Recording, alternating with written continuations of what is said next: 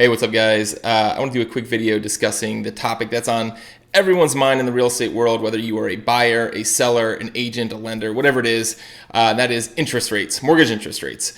And as I'm sure you've seen and know, they continue to go up. I saw today they're at the 30-year fixed rate mortgage in the U.S. is above 7.5%, which feels absolutely insane compared to where they were a few years ago. But I want to tell you why I just really don't care that much what mortgage rates are. I'm continuing to buy houses, and I think that you should too, assuming you can afford to buy a house. And I'm not saying that as some sales gimmicky real estate agent. I'm saying that, number one, as someone who buys houses. I've bought 8 properties this year, and I can tell you that the mortgage rate on a investment property is significantly higher even than a personal residence. And number two, and even more importantly, as a CPA, where just bottom line numbers are all that matters to me. I don't care about superficial stuff like, oh, this is the mortgage interest rate. I want to know the bottom line. What's that investment going to be? Because even if it's your personal residence, it is an investment as well. So I'm going to show you this through 2 charts. And let me pull these up here. So you can see the chart on the left is the history of the 30-year fixed mortgage rate in the United States. And the chart on the right is the history of median home prices in the United States. And when these are side by side, you can see a couple different things here. Number one, I want you to look at the fact that the mortgage rates go up and down. All right, you can see lately they've gone way down and now back up. All right, and then on the right, you have a whole different chart with median home prices where it's just going up, up, up, up, up. All right, it's almost a straight line up. You see that blip there during the Great Recession during 2010 through 2012, but other than that, they are almost always going up.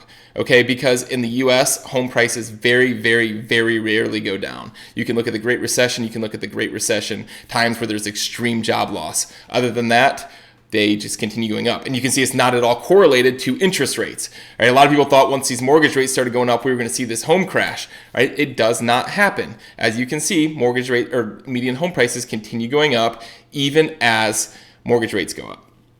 Okay, the other thing that you can see is that this whole low mortgage rate thing that we've experienced over the last decade plus is very, very new and is very unique. Right? That basically we didn't see mortgage rates under 5% until just in the last decade. Before that, the standard was 5, 6, 7, 8, 9%. Okay, so this 7.5% feels very, very high, and it is compared to where we were, right? But historically, as I'm sure other people have told you, it's just about average. Right? The other thing I want you to look at is, let's go look into that chart on the left, the mortgage interest rates, and look in the late 70s there where that starts going up. Right, we were in a time very similar to now. We were in high inflation. The feds were raising rates, which just like now, were causing mortgage rates to go way up. And you can see there in the late 70s, they went all the way up above 10%. Okay, so add 2.5% more than what we're seeing now. Then go look where I'm highlighted there. Look at that number up there. That is in October of 1981, where they hit an all-time high over 18.5%. So the 7.5% that seems so high, right? Imagine adding another 11% onto that. Yet, if we go to the right, during that time, median home prices continue going up. Right? And the reason this is important is because it means that no matter what interest rates are, if you can afford to buy, you should buy. Okay, because those prices are going to continue going up. If you wait until mortgage rates go down, that price of the home is going to be up, all right, and it's going to go up even further once interest rates go down because people are going to be in a frenzy to buy at that point. And there's one main reason why all of this is the case. Because if you are in the US, we have a very unique thing with 30-year fixed mortgage rates. Right? In almost every other country, they have almost exclusively variable rate mortgages, meaning every 3 years, 5 years, 7 years, whatever the variable term is, that rate can go up. And the reason that matters is it puts you, the consumer, the buyer, the person that has that mortgage, you have all the power. Okay, so think about it this way. You get locked in at 7.5% right now. Let's say it's a 30-year mortgage. You can get them 15, you can get them 30, you can even get them 40 years sometimes now. Let's say you're locked in on a 30-year mortgage. That means for the next 30 years, that rate is locked at 7.5%. It cannot go up. All right, so let's say rates continue going up, or like the late 70s and early 80s, they continue going up 12%, 15%. You are locked in at that 7.5%. You won the game, right? Because remember, meanwhile, home prices are still going up. So they just keep getting more and more unaffordable. Meanwhile, you're locked in at the lower rate. Or mortgage rates could stay the same, right? As you can see on the chart, that almost never happens. They're always going up and down. But let's just say they continue to stay the same. Well, then you've lost nothing, right? You locked in that lower rate. Meanwhile, home prices are still going up. You bought at a lower price. You still win.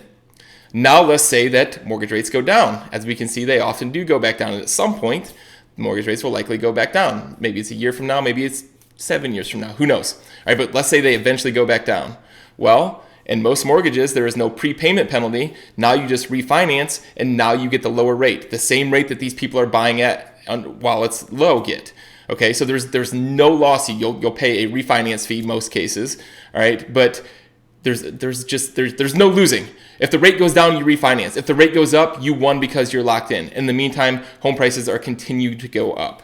So in my opinion, and for me personally, I am going to keep buying no matter what mortgage rates do, because I know the price of those houses are going to continue going up. And like, I know there are people that this is just not affordable right now. I don't want to minimize that with prices and rates. It's just completely pricing some people out of the market. And if that's you, I don't mean to minimize that. And we will do other videos to show some strategy on how to make that affordable. But if you are in a position to buy and you're just holding out because mortgage rates are so high, I think you're making a very bad mistake, and I think you should get out there and buy.